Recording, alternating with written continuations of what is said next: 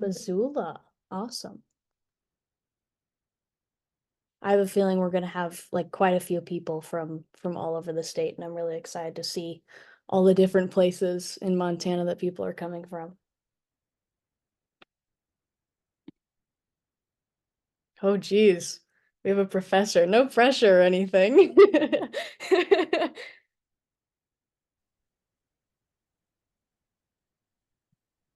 Billings. Awesome. Missoula. Great. This is awesome. We already have quite the spread of people.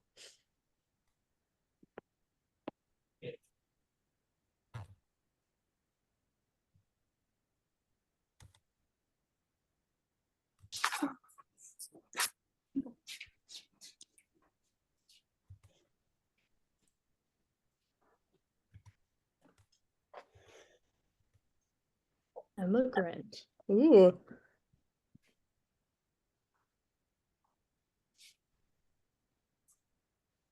We'll give it a few more minutes just to let everybody in here, but we're very excited to have you guys. I'm very excited to get started.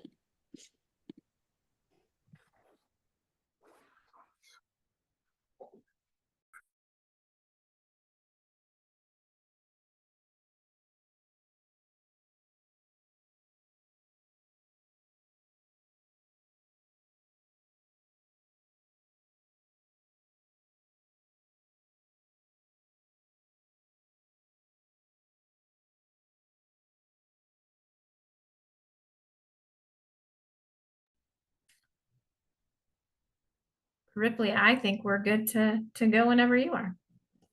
All right. Well, welcome in everybody. Thank you so much for attending this webinar. We are so excited to have you, and we really hope that you will get a lot out of this. So as you may know, this webinar is to empower youth. It's to give young people ways that they can engage during and beyond the legislative session. We've got a pretty nice lineup of speakers for you tonight. First up, we have Luca Welly from the U of M Climate Response Club, and he'll be talking about personal resilience in your climate change action. We have Georgia McCormick and Maya Rowland, who will be talking about getting involved in climate action at all levels. We have Eva Lighthizer, who is a Held v. Montana plaintiff, if you've heard about that trial, and she'll be talking about her experience with that, which is awesome. Supreme Court case just got upheld. Amazing. We're so excited. And then me, I am Ripley Cunningham, and I am a high school senior at Park High.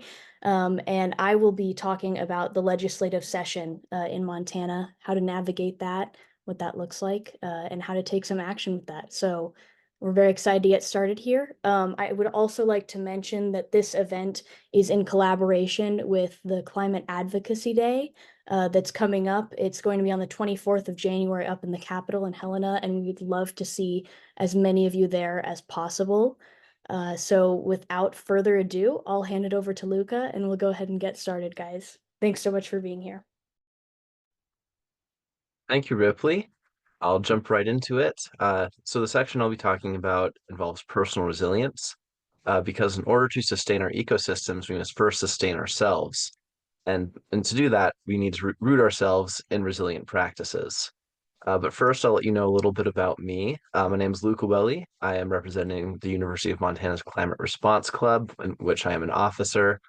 I got involved with climate action years ago because I was inspired by growing up in the Flathead Valley and all the beautiful places around that region, and just wanted to protect them from environmental degradation and other things because I love recreating out in the wilderness and such.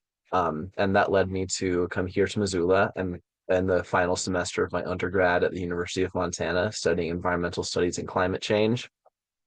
And some of the work I've done over the years related to climate advocacy started with Climate Smart Glacier Country up in Whitefish, advocating for idle free zones within town. Then did some work with Systems Climate Lobby, still do, doing some bipartisan legislative lobbying for climate-friendly bills. And that's been great work. And we've gotten a lot accomplished that way. I also do some local things in Missoula to combat food waste. and I've done some volunteering and had some internships in Glacier National Park and with the Flathead Lake Biological Station, in which I've played a role in studying how climate affects some of our local flora and fauna, specifically in my case, mountain goats and snow algae. And on the next slide, I have a few pictures of me doing some of that work. Um, on the left is after a lobby meeting in CCL from years ago, back before COVID, when we did lobby meetings in person. Although the digital ones, I must say, can be more convenient. And then on the right is um, me and an experiment site on Big Mountain where we were looking at how snow algae responds to different effects in a climate changed world. Um, but that's enough about me. I want to know what brings you all here today. What motivated you to show up at this webinar? So if you can say that in the chat, if you really want, you can unmute yourself and speak up, but just share whatever your response to this question is.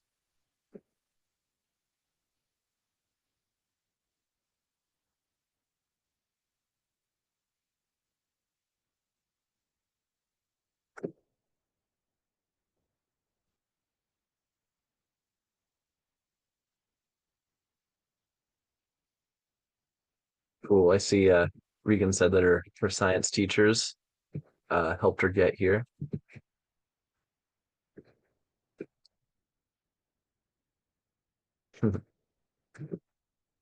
Maya came here because of the importance of youth climate engagement.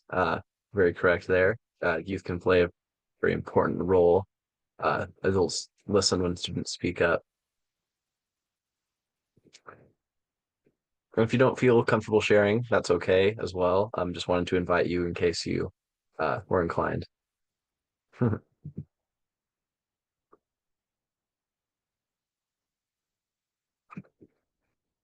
Oh, and now they all come filtering in. Everyone got done typing. Taking care of the planet, um, getting more involved in climate justice work, engage with the current legislative session. That'll be Ripley's section later. Um, cool. Some more advocacy work.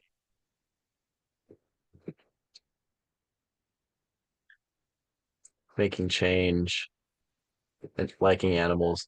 Animals are pretty cool.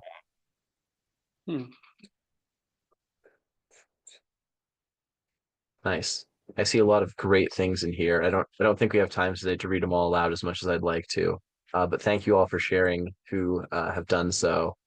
Um, and I think it's great that you all have such great things and really like such positive reasons that brought you here.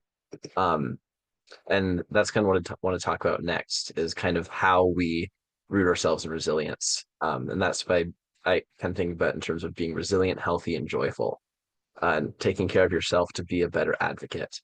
And the first element of that is, of course, your mental and physical health. Those are your prerequisites for sustained action. That means taking the time to rest and feeding yourself. And I mean those both in terms of like resting our bodies and feeding them healthy things, as much as hard as that can be sometimes, but also for your the rest of yourself, your mind and emotions and spirit, taking the time for those things to rest, focus on other things, giving those things the things they need to thrive that are not that are going to help like you be your full self. And part and parcel to this is being mindful and aware of your own climate emotions and being able to talk about it with friends, family, and trained professionals if you are comfortable with doing so. Um, I'd highly recommend that. And there's a lot of stigma around that sort of thing, but those are barriers that we should really be breaking down. I will tell you all that I have talked to a counselor about my climate emotions before, because at least in my case, burnout is very real, and I put a lot of pressure on myself because I care a lot and I want to do a lot of good work, but I can only do so much, and I need to. It's every day I need to remind myself to make time for my personal resilience strategies And those can be anything, and they're different for everyone. Some examples I put up here were things like hiking, cooking, dancing, journaling. It can literally be anything that um, brings you uh, joy and recharges you, allows you to rest. Because then you're able to rest. That is okay, and that is uh, perfectly all right. Climate action is a marathon. It's not a sprint. We're in this for the long game. Um, and there'll be a link to this resource later, but if you want to look more into this subject, I'd recommend reading a book called A Field Guide to Climate Anxiety. Um, it's really helped me learn more about these topics, um, and as well as to shift the narrative as we do in climate action, not just about how we relate to the world, but how we relate to ourselves. And I think if we have compassion rooted in all those things, then we'll become more resilient. So now I'm curious if you want to put in the chat again quickly how you rest, recharge. What are some strategies you have if you're comfortable doing so? Whether that's just because you want to share, maybe someone will see something and think that's a good strategy. Personally, I enjoy outdoor recreation in all forms. That really helps me, especially since that's kind of what inspires me, as well as spending time with friends. I also love making music, singing especially. Really helps me express myself and just come back to a place of joy and wonder and really connecting with the world as well. See some great things in the chat, making music, reading, time in nature, baking, crocheting, wonderful. Um, Amazing. It's what I like to see.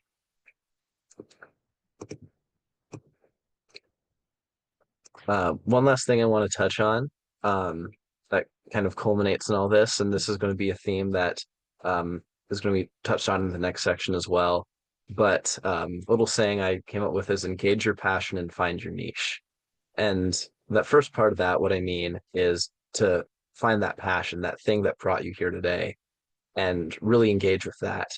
Me personally, I find that since my passion lies with the natural world, outdoor recreation stuff, that's kind of where I want to take my advocacy and my work.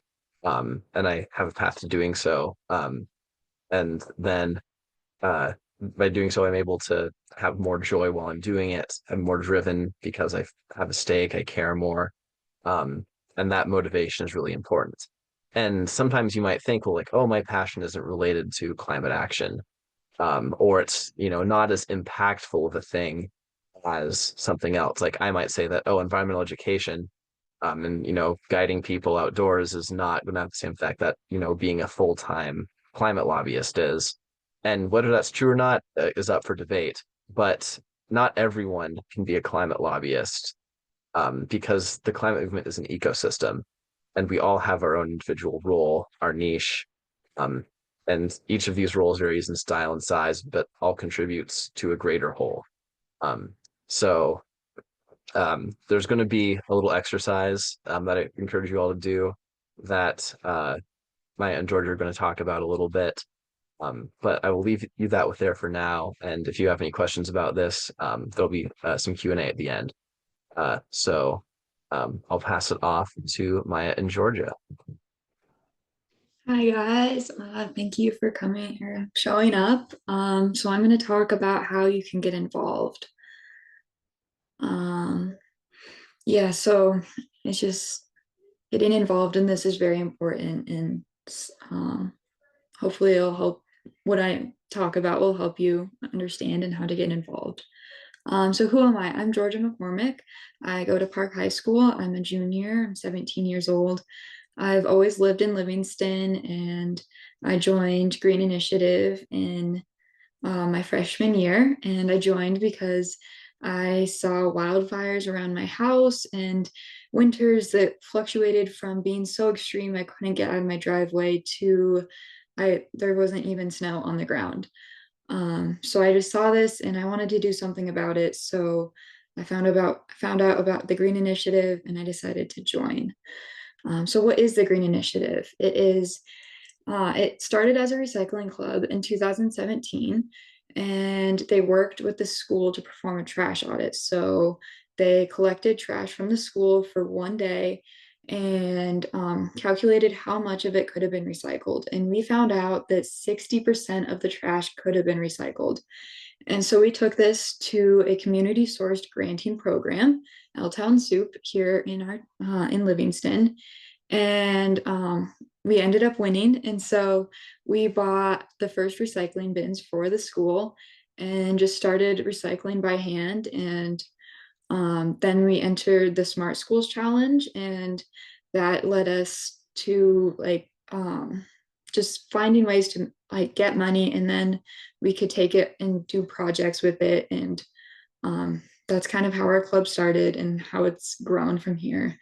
And now it's turned into finding our climate action and doing something with it and finding a way to help our community. Um, and so, how can you help your community?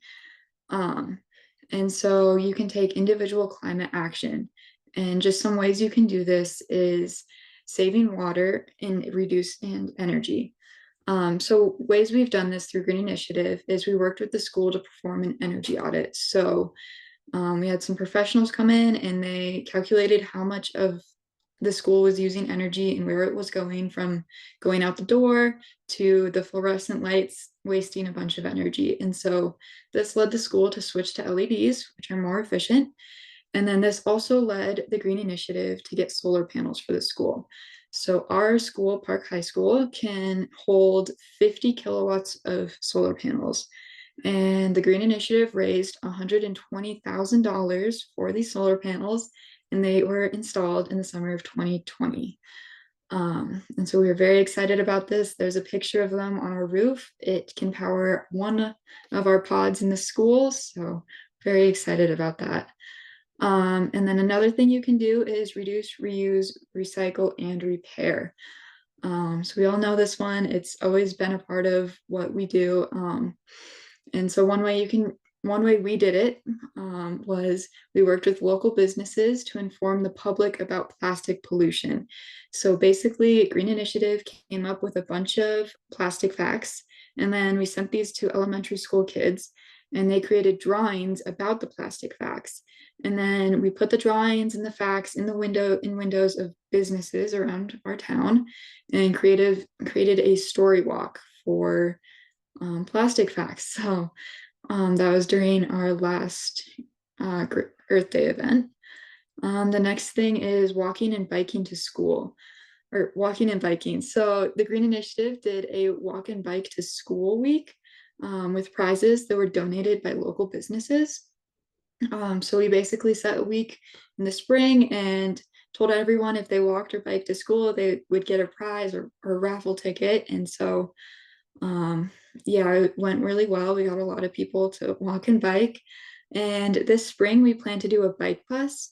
So basically, what that is where we have some trusted adults go through the town and pick up people through the neighborhood, like kids on their bikes, and then they can safely get them to school and they can ride their bike and not have to take the bus.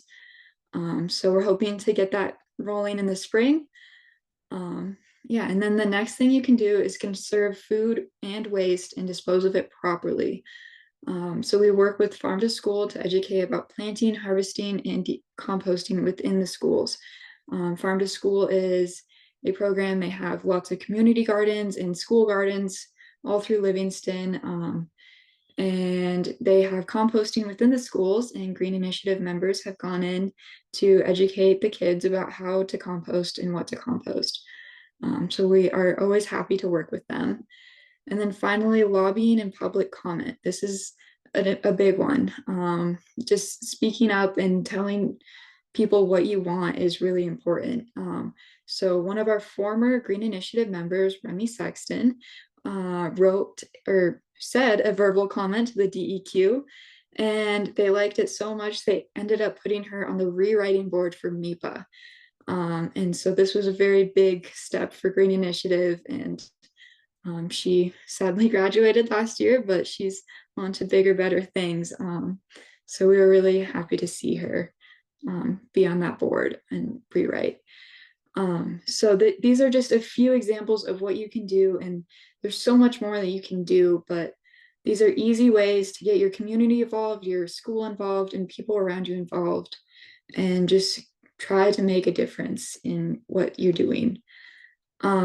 So next we will look at how to find your climate action and your passion and how to get involved more.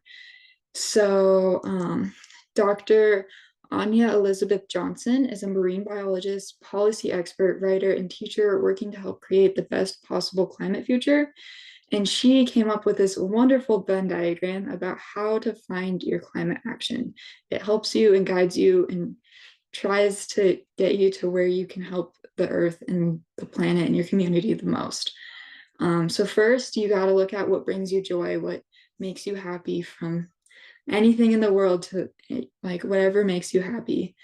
And then what are you good at? So like anything, like if you know a lot of people in your community, to just like, I don't know, loving the outdoors and being good at hiking or whatever.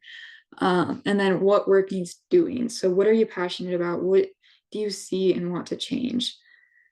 So as an example, I decided to fill this out myself so that you can see what it looks like when it's all filled out. So first, what brings me joy?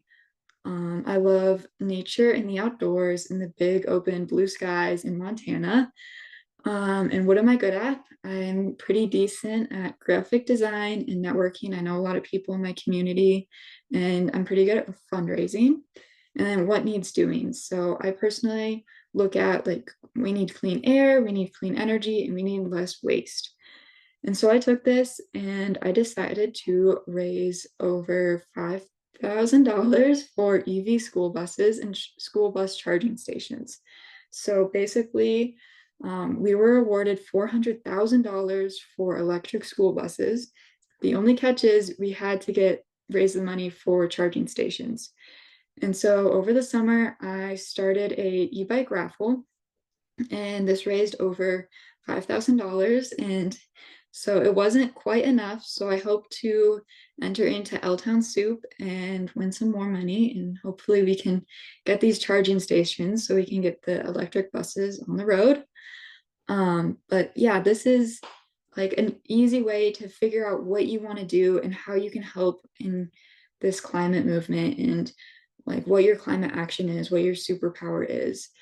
And so I hope this helps you guys. I hope you can find some sort of way to figure out your climate action through this and take it somewhere. So I will pass it off to Maya and she can help you get more understanding, I guess. Thank you, Georgia. I personally am a huge fan of the Venn diagram and have done it myself. So if you're interested, definitely try that out. Hi, everyone. My name is Maya Rowland. I'm currently a junior at the University of Montana studying wildlife biology and climate change studies. And for me, those two topics are highly intertwined. And so I've been evaluating the impacts of climate on wildlife as well as the impacts of climate on people. So some of my past climate work has involved working in Washington, D.C. with a prominent nonprofit called the Climate Reality Project, and learning about their grassroots effort and youth engagement. I'm also, as a result of that experience, a trained climate reality leader, which is a program that organization does to empower young people, people of all ages, to become involved in their immediate communities and learn how to be involved in grassroots efforts to take climate action in their immediate communities. I'm also a constituency member of YOUNGO, which is the official youth constituency of the United Nations Framework Convention on Climate Change. And this organization is run through the United Nations, and it is an international collaboration of youth from around the world who are interested in working with government, working with NGOs to enact climate action in their countries and in their communities.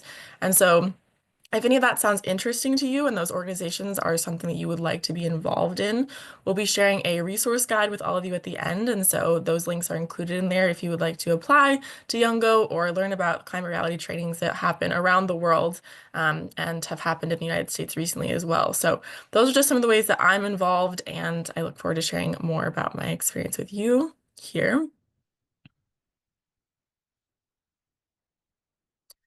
So as a young person, it can be really hard to know where to start on your climate journey. There is so much to be involved in, and it can be hard to know how you personally can make an impact. And I've experienced that kind of sense of doubt before of like, where do I go with this? How do I take action that's meaningful? And the way that I ended up here tonight was actually through an email that I just sent out to Families for Livable Climate and asked, how can I be involved? You know, are you interested in having youth help with your organization? Like, what can I do to be a meaningful advocate for your organization? And so after working with them for about a year and a half, I found myself here. And so I'm super excited to be with you all tonight. But if nonprofit work is the route that you are interested in taking to be a climate advocate and to be a youth advocate, email a nonprofit that interests you, or email someone that is involved with nonprofit work or governmental work and see what they say and see how you can get involved with their work that you're interested in. I would also say if you're interested in doing like there's a lot of different petitions out there. If you have a lot of different interests that have to do with the environment, change.org is an amazing resource that I use to sign petitions for issues that I care about, from environmental justice to reducing food waste to conserving natural land resources for wildlife and people. Change.org has so many petitions that often get a lot of national attention and can be enacted into law if those certain petitions get enough attention, and you can contribute to that change. Next, engaging conversation is huge. I know that it might not seem like it, but often talking to the people closest to you, talking to your communities, and talking to your legislatures can have a huge impact. If we share our stories and we use our voice, that is one of the most powerful ways that we can make an impact on others and just share the work that is important to us. And so I encourage all of you to speak with the people in your life and reach out to your legislators. I know Ripley will talk about this coming up here shortly, so she'll give you that whole tool guide, but conversation is huge. And finally, all of us here have a story to tell.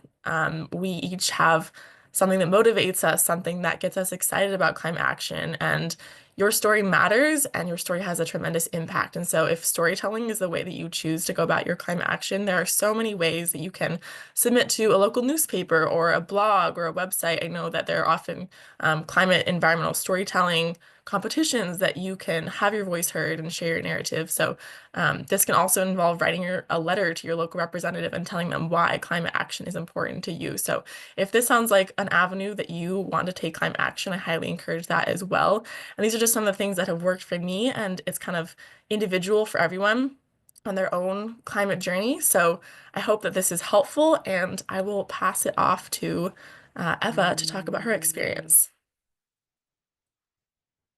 Hello, everyone. Thank you all so much for being here tonight. My name is Eva Lighthizer, and I am one of the 16 youth plaintiffs on the Held versus Montana case.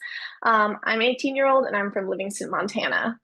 I initially got involved with Held v. Montana when in early 2020, I heard about an organization called Our Children's Trust, who represents youth-led cases in all 50 states. And they were looking to lead a case in Montana, and that was really intriguing to me because at the time I was really anxious about climate change, but I wasn't really sure how I could take action, and I was uncertain about my future. So this was like a really tangible and unique way to sort of get involved in climate activism.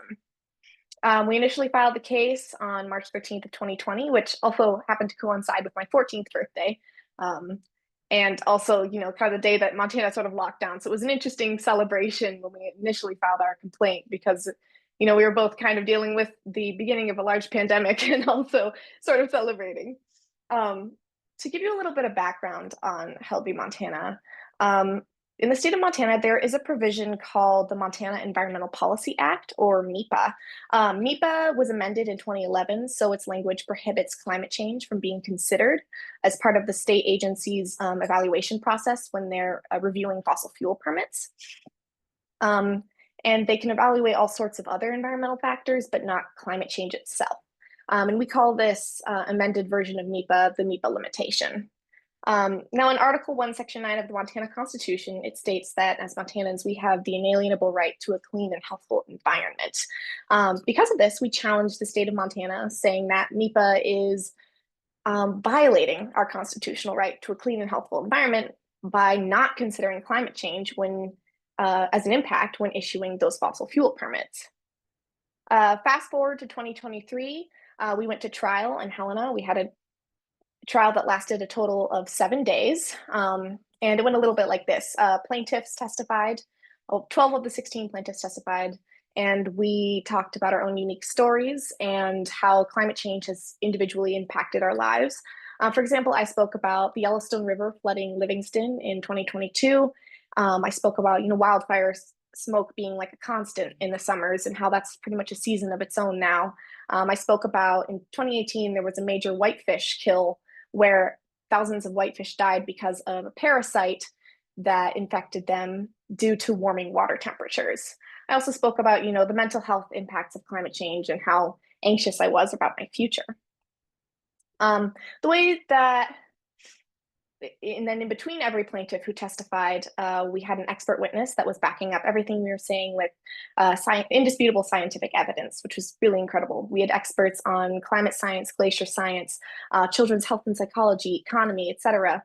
And the very first person to testify in the Healthy Montana trial was actually Maynann Ellingson, who was the youngest constitutional delegate present at the 1972 Montana Constitutional Convention. And what's really special about that convention is that's where they implemented the language clean and healthful into our Constitution. During trial, the state's main argument against us revolved around Montana not being large enough of a factor in global emissions to really make any difference. But if everyone takes that stance, saying that they're not big enough of a problem to help contribute to the solution, literally nobody's going to do anything about it. So, besides, Montana actually has a pretty large carbon footprint considering its small population. For example, we have the same emissions as the whole entire country of Argentina, which has a population of 46 million. 2 months following the trial, we received a major decision from Judge Kathy Seeley, who ruled wholly in our favor. This was an incredibly exciting win. It was the first of its kind. We were receiving all sorts of media attention and celebrating. We also knew that the state would soon appeal our case to the Montana Supreme Court, and they did. So in the following year, in July of 2024, we were heard before the Montana Supreme Court in the form of an oral argument. One of our attorneys, Roger Sullivan, he spoke on our behalf, and we awaited a decision from the Montana Supreme Court for several months.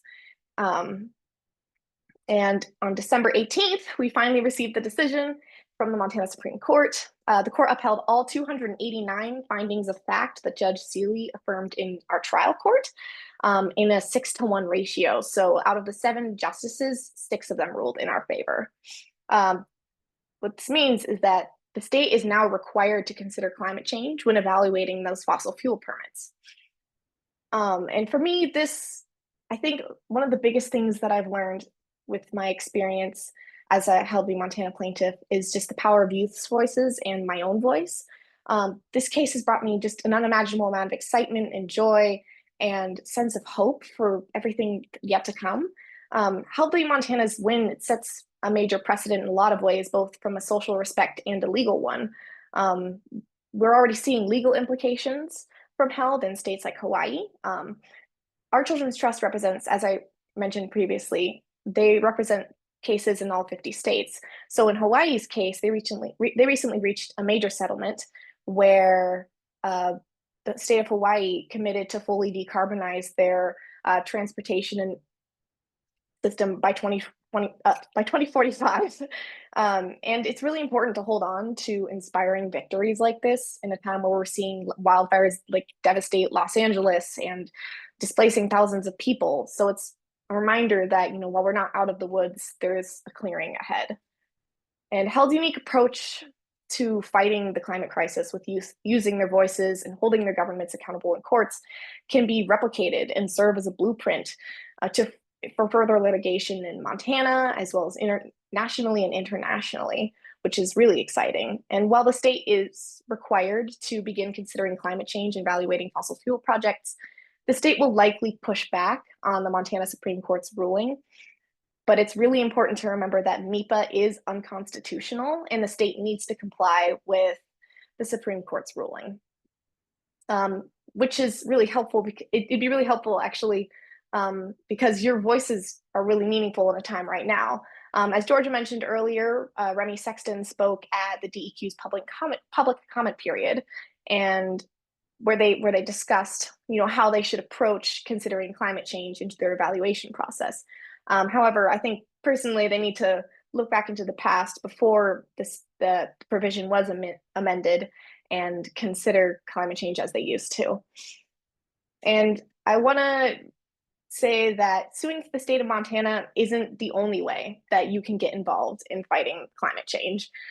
In this upcoming legislative session, for example, using your voice to lobby against harmful bills and speak up is crucial, especially for us as young people. I think despite us being young, people really do listen when we are speaking. So I think it's really important that we do our best to use our voices, because our voices are our most powerful tool. This is going to be where I turn it over to Ripley Cunningham, who will go into more detail about how the next legislative session will go and how you can get involved and use your voice. Awesome. Thank you so much, Eva. And what truly a powerful testimony to the power that our voices have, and that we do matter. The things that we say and that we do matter, and they do make a difference. And it's so incredible that we had that ruling in the state of Montana and that you made a difference like that. So thank you so much. So I will be talking about the Montana legislative session. As Eva introduced me by, my name is Ripley Cunningham, and I am a senior at Park High School. And I feel that our generation, as we're starting to enter the political system, it can seem really overwhelming, scary, confusing, and I don't want us to feel that way at all. And so I'm just going to go over some of the basics of how our state legislature works, what making a bill into a law looks like, and then ultimately what kind of actions you can take with that information. So let's go ahead and get started. So what exactly is the legislature and how does it work? So a state legislature, by definition, is a branch of state government that creates laws for the state. There are two chambers within the state legislature. We have the House of Representatives and the Senate. There's a few things that are true for both the House and the Senate, which is that they meet every 2 years, so biannually for no more than 90 working days within the state of Montana. They can meet outside of that 90-day window, but only if it is called by emergency, an emergency session. So in the House of and then also any sort of legislator serving in either the House or the Senate have term limits of 8 years. In the House of Representatives, there are 100 districts throughout the state of Montana. That's the way it's divvied up. And in the House of Representatives, the representatives serve 2 years before they will have to face re-election. In the Senate, there are only 50 districts, so half the number of districts, and senators will serve 4 years. But for example, with the term limits of 8 years, so if someone served in the Senate for 2 4-year terms, totaling 8 years, then they would no longer be allowed to serve in the Senate. But if they wanted to run in their district for the House of Representatives, they would still be able to serve 8 years over there. So while there are term limits like that, they're not strict to both the chambers. Okay, so if you're not really sure where your Senate district or House district is, I have a map right here. There's the link at the bottom, and again, that will be included with all the resources that we put out after the webinar.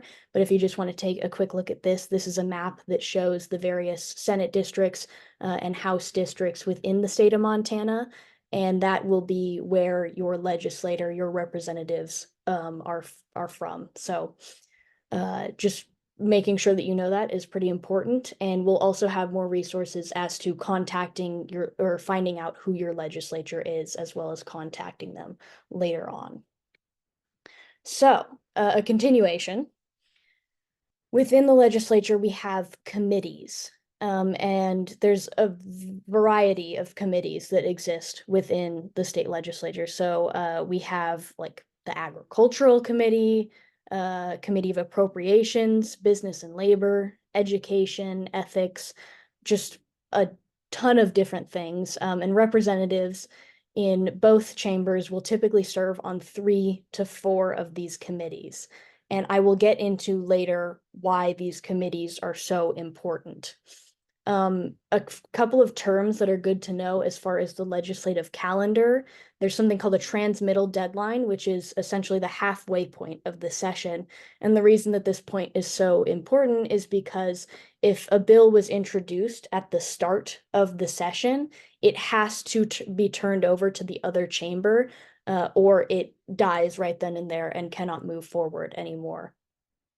So for example, if a bill was introduced at the start of the session and started in the House of Representatives, at the transmittal deadline, it has to switch to the Senate floor. Otherwise, it will be killed and can no longer move forward.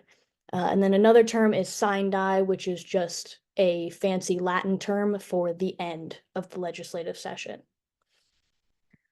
Okay, so now I will be talking about how a bill becomes a law exactly. And I know that there's a lot of steps there and it might look a little bit intimidating, but don't worry. I'm going to walk you through it.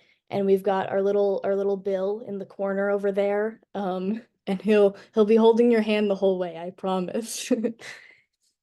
So the first step to making a bill into a law is that legislators have to request a bill.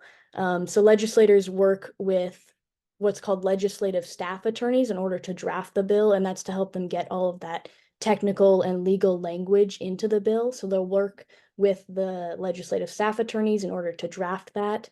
And once they've drafted it, it receives an LC number. So all of the bills that you will see will have LC and then whatever number of bill it is. Once that bill is drafted, that draft goes into something called the hopper, and you may see like new representatives, they'll take pictures and like post it because it's like, oh, their first bill and they're dropping it in the hopper. And that's like a big honor. And then it is officially sent to the floor and will begin its hearing. So once it is on the floor, the speaker assigns the bill to a committee. And this is why committees are so important, because this is the best time for the public to engage. It's easiest for the public to be heard in committee, which are smaller settings. And there are a lot of opportunities to have public hearings when you go in and speak to a committee. And so this is the best place for you to get involved, is when a bill is in committee. And if a bill does not make it past the committee, often it'll be tabled. And tabled bills can become untabled and go back into its progress through the legislative process. However, it's very difficult to get a bill untabled once it has been tabled. However, if the committee votes yes on a bill, then it will move to what's called second reading on the floor of either the House or the Senate. So the second reading, after the second reading where they have a hearing and hear from legislators who propose this bill and opinions on it, the legislators will vote.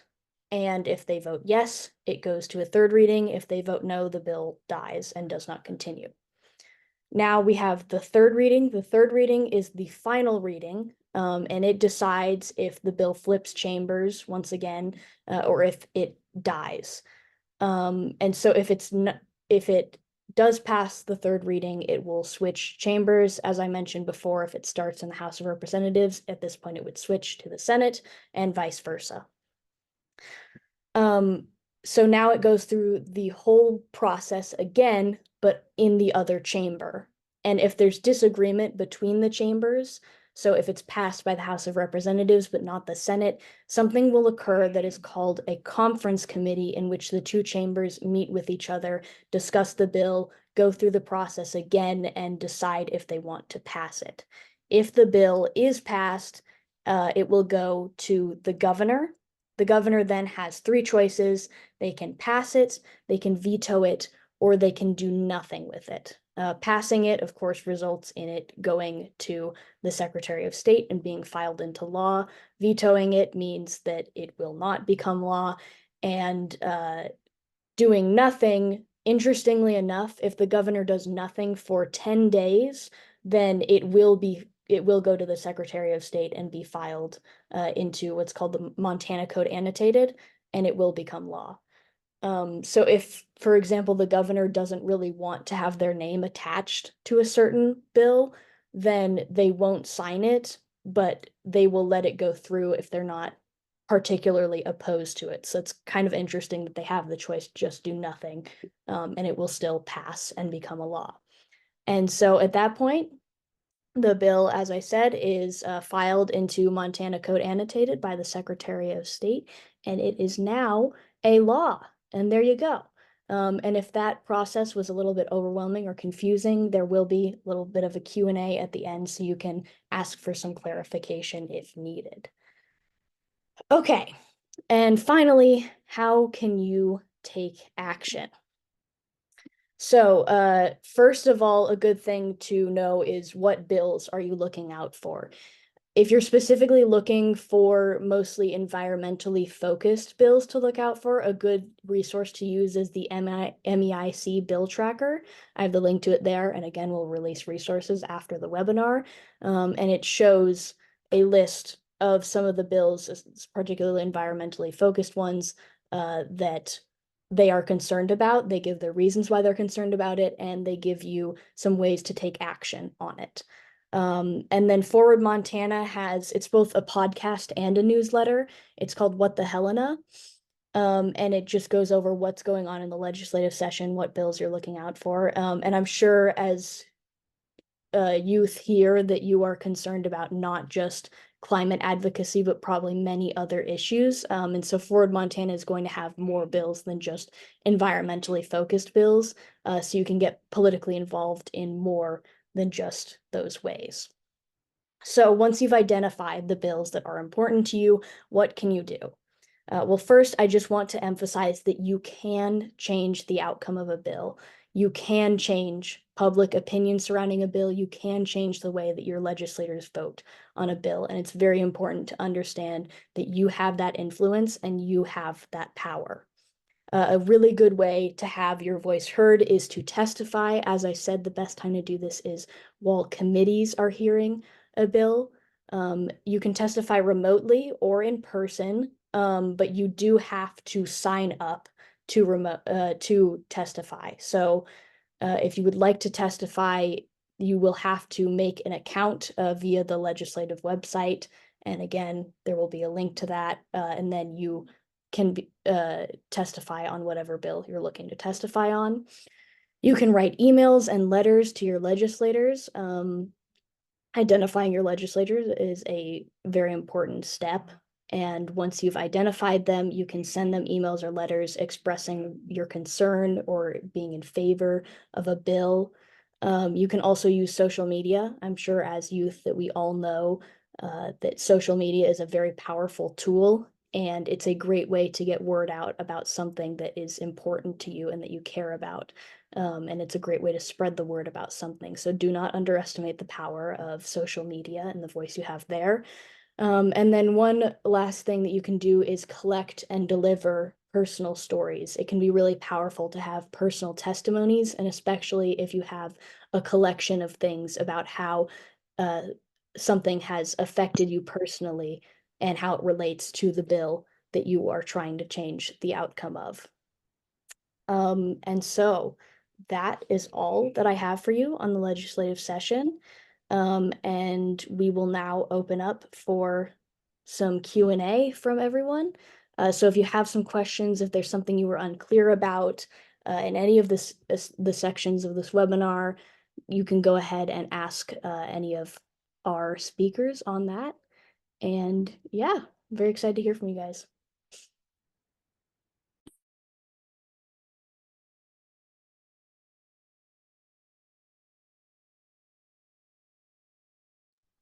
And you're welcome to type your questions in the chat as well, if it's a little intimidating to unmute yourself and turn on your camera or whatever.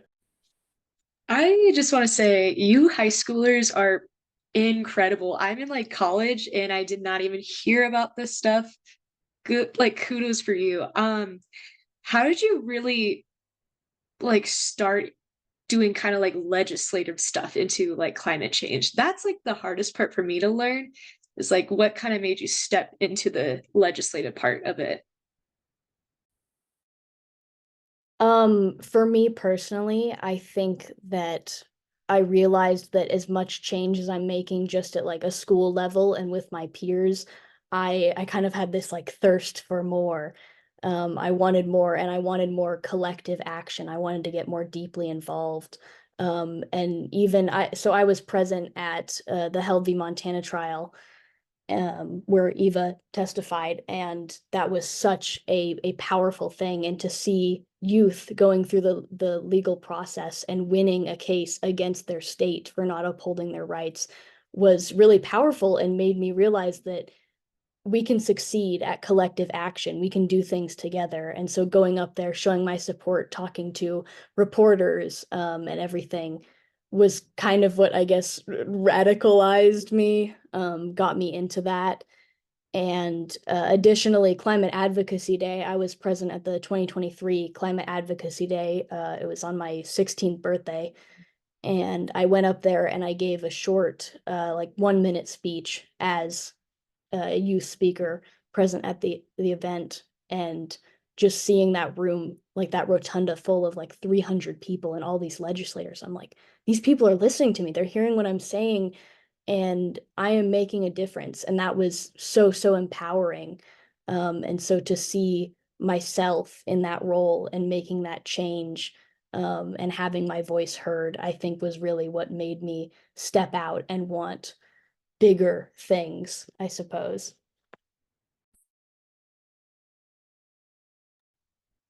Something I'll briefly add on to that, since I got involved with some legislative stuff when I was in high school, was that I got involved with an organization that was doing that work. Excuse me. And that really lowered the like barrier of intimidation and knowledge and skills to start with that kind of stuff, because there were people who had that experience who were able to kind of coach me and and like I got to participate in lobby meetings as kind of a lower or I mean like like a smaller role, and then grew that to larger roles. So like having that support and building that up is great um with organizations, and like seeing all of you here today is great because I whenever you're like interacting with other people that are like-minded, that is something that is super reassuring and brings me hope, and I hope you all feel that same way.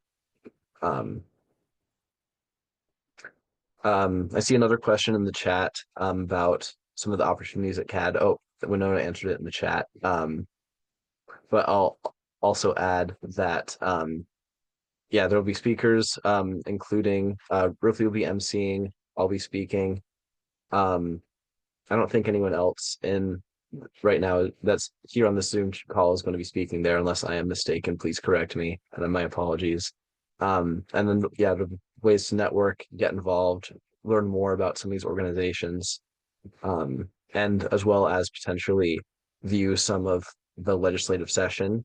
And if you want, you can sign up to testify while you are there. I'll also add on to kind of culminate some of the stuff that Eva and Ripley talked about. I just learned today that Representative Debo Powers, up from House District 3 in the Flathead Valley, has introduced House Bill 229 as of yesterday, which is intended to uh, put into law the ruling of Held v. Montana. So if that's something you want to look into further, like I said, I just like literally got an email about that like a few hours ago. So like that's something that you could raise your voice for. That's very specific, and I'm sure there'll be more buzz around it as word spreads. But I thought that'd be great for you to hear since you heard from Eve and Ripley about that. Um, I'm gonna let Paul ask his question because he's had this hand up for a little bit. Thanks so much. And I just want to start by saying how inspiring and hopeful I feel hearing from everybody, and also seeing everybody attending this. So thank you for providing this little glimmer of hope in a very what can be a very overwhelming time right now. I've got a couple of questions. First of all, if any of you have experiences with trying to implement a Green New Deal in your high schools or in your schools. And that includes maybe getting course content, required course content on climate change for not just the folks that are in the chorus, but folks that may be kind of part of the Six Americas, if you're familiar with the Yale climate communications folks who are maybe concerned or doubtful, more towards the disbelieving end of the spectrum. So that's my first question about the Green New Deal and applied in high schools. And secondly, is there a way that you all and folks, like myself at universities where we can communicate with you all? Is there a listserv or some kind of way where we could keep in touch so we can stay up to date on not just the legislative process, but also, share information about where we're going to college and what we're up to? And we organize something called Climate Week at MSU with students getting organized on campus. So any communication tools you can recommend?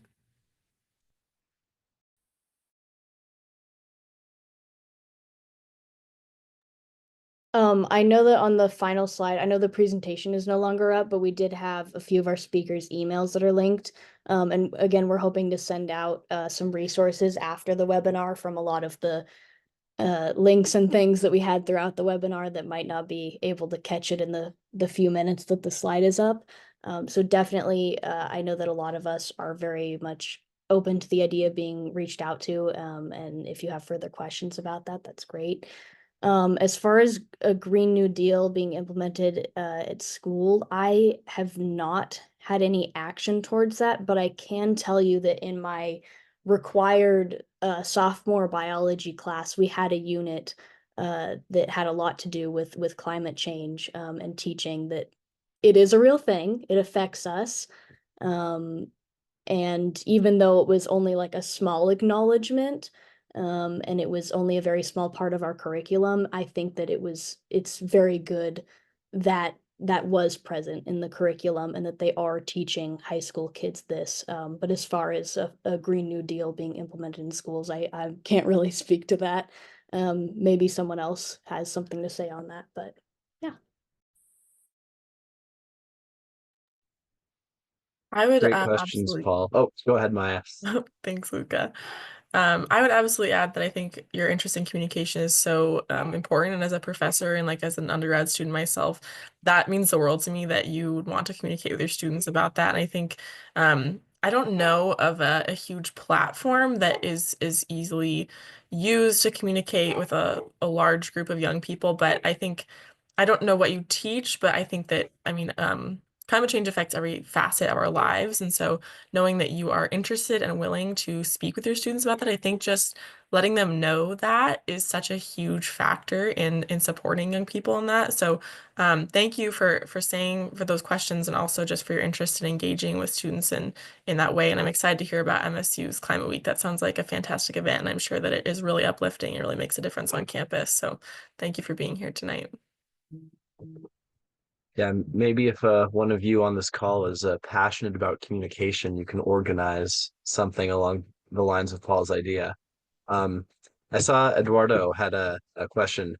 Please go ahead and ask it. Right on. First, just want to recognize everybody here that attended. Communality really only happens through connection and collection like this. And so I feel like I'm preaching to the choir because I imagine many folks on this session, it's not your first rodeo getting together and talking, chewing the fat, talking shop. And yet, on the one hand, I feel like a new kid on the block, at least in this group, and also graduating as a Ranger, class of '99, also a deep affinity to L-Town.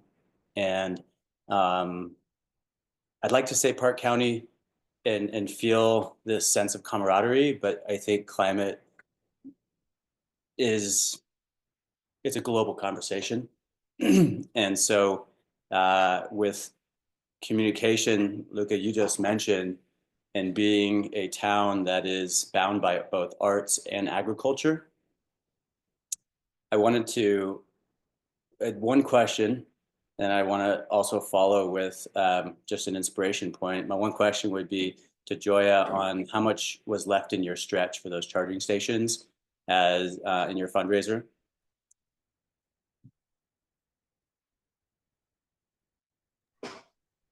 I'm not exactly sure, but I know we're a little bit off. We still have to like figure out how to install them and like where we're gonna put them and everything. And we're honestly Mhm. still trying to convince the school board a little bit on getting them like here and getting them like on the road and stuff. So that maybe be a question for my advisor, Alicia. But yeah, we're a little bit off. I'm not sure how much, but Can be a follow-up. I just, the metrics were just very compelling to me that I heard $100,000 grant of some kind towards the vehicle itself, but only if you can get the charging station set up, and then only if you have the land to put the charging station on. And it seems like such an archaic uh, modality for anti-change. And so, you know, when I focus on a problem, I generally kind of just switch the whole thing and try to be disruptive as possible. It's also why I got kicked out of 9 schools. Park County was like my number one. Livingston, I did not. But being disruptive is also, you know, focusing on the problem can be a problem versus just saying, okay, now we're going to shift gears in 180-yard direction and we're going to look for solutions. And so I was just very compelled by that and would be very curious for any follow up on what the remaining stretch is. And high five to you for having a skill set in fundraising. It's the number one most challenging thing as an entrepreneur that I tackle every day, is getting capitalized. So on that same note, as a chef and a filmmaker and a Park County kid from immigrant, you know, we are in Film Town. We are, you know, we have a long-standing history of working with cameras to tell compelling stories. And for better or for worse, with so much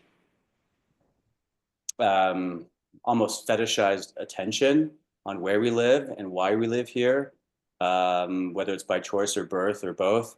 I just think there is a absolute horizon of interest that could be this coupleship of really exposing what harmony with nature really is.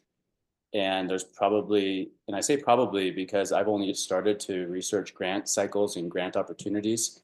And as an agriculture state, an example would be the state asked if I would help them sell more beef. And in the first 10 seconds of hearing that question, my question back was, well, maybe, but after we make sure there's no more food insecurity in the state, right? And not only did that arrest the conversation, but it also caused quite an interesting further dialogue.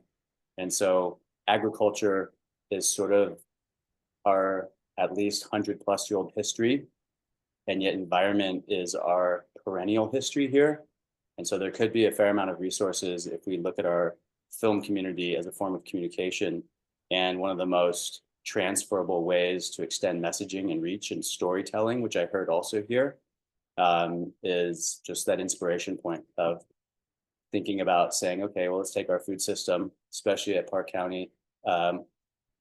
Park County Farm to School is one of the fastest growing chapters in the state right now. And so focusing on regenerative agriculture, which truly supports some decent environmental practices, I just see quite a future there. And so good job to everybody here in the work you're doing. And I look forward to learning more about what you're up to and how to support it. So just a general high five. Way to go.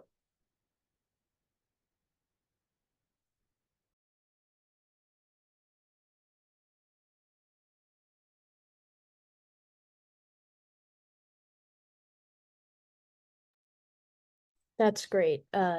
Thank you so much. And that's really awesome to hear that there's work being done within that industry too.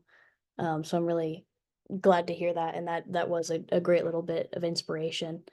So we're a little bit over the hour mark at this point. So if anyone has any last minute questions, you can go ahead and ask them. Just open the door for that. Okay, I don't see anything. So I'd just like to reiterate that this event is in collaboration and leading up to Climate Advocacy Day. And if any of you can make it up to the Capitol on the 24th, that would be amazing. It would be great to see you there. We have a focus this year on youth and Indigenous voices It's going to be very powerful. I will be the master of ceremonies at that event, which I'm very excited and honored about. So thank you guys so much for coming to this webinar, for participating. And I really hope that this gave you some insight into using your voice for the things that you care about, and empowering you. And we're so glad that you could all be here. So without anything else to say, unless any of the other speakers have something to mention, then I think that we're all done. And thank you guys so much for coming. Yeah, thank you all for being here. It's great to see you all get engaged. Thank you guys. Have a Thank good night, you. everyone. Thank you, Ripley, and Have a thank you nice all the night. speakers. Good night, Of all. course. Thank you. Bye Ah, you're so cool. bye.